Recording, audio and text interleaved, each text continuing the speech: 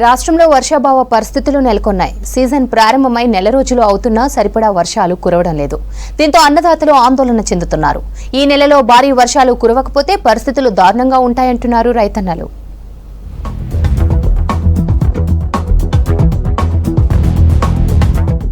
రాష్ట్రంలో వర్షాకాలం మొదలై 45 రోజులు అవుతున్నా సరిపడా వర్షాలు కురవట్లేదు.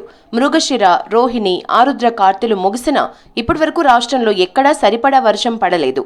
ఈ సీజన్ మొదట్లో కురిసిన తొలకరి వానలకే రైతులు దుక్కులు దున్ని విత్తనాలు విత్తి నార్లు పోసుకున్నారు. ఇప్పుడు వర్షాలు ముఖం చాటేయటంతో విత్తనాలు దుక్కుల్లోనే ఎండిపోతున్నాయి. వరి నాట్లు ముదిరిపోతున్నాయి.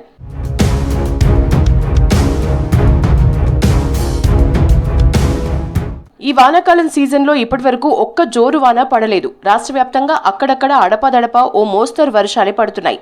అది 2-3 వారాలకు ఒకసారి కురుస్తూ ఉండటంతో వ్యవసాయం ముందుకు సాగటం లేదు. ఈ వానలు పునాస పంటలకు ఏమాత్రం సరిపోవని రైతులు ఆందోళన చెందుతున్నారు.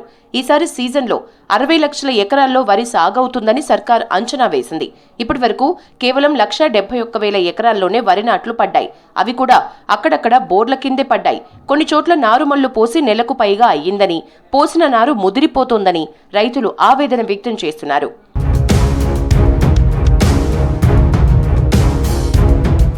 ఇటీవల ప్రతిరోజు ఏదో ఒక టైంలో మబ్బులు పడుతుండగా వానలు కురవకుండానే మేఘాలు ముఖం చాటేస్తున్నాయి.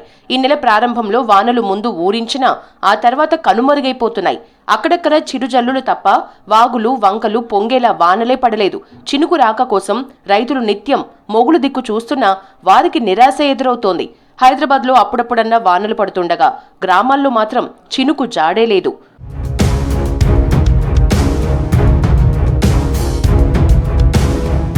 వానలు పడతాయని జూన్ మొదటి వారంలో పత్తి రైతులు విత్తనాలు వేశారు. నెల రోజులు దాటినా ప్రస్తుతం పెద్ద వానలు లేక ఆందోళన చెందుతున్నారు. వానాకాలం సీజన్లో రాష్ట్రంలో అన్ని రకాల పంటలు కలిపి 1,31,00,000 ఎకరాల్లో పంటలు సాగవుతాయని అంచనా వేశారు. ఇందులో అత్యధికంగా పత్తి 66 లక్షల ఎకరాలు, వరి 60 లక్షల ఎకరాలు, మొక్కజొన్న 6 లక్షలు, కందులు 7 లక్షలు, సోయా 4 లక్షలు, పెసర 1,00,000 ఎకరాల్లో సాగవుతాయని భావించారు. కానీ వర్షాభావ పరిస్థితుల వల్ల ఇప్పటి వరకు అన్ని రకాల పంటలు కలిపి 50 లక్షల ఎకరాల్లో పంటలు సాగయ్యాయి.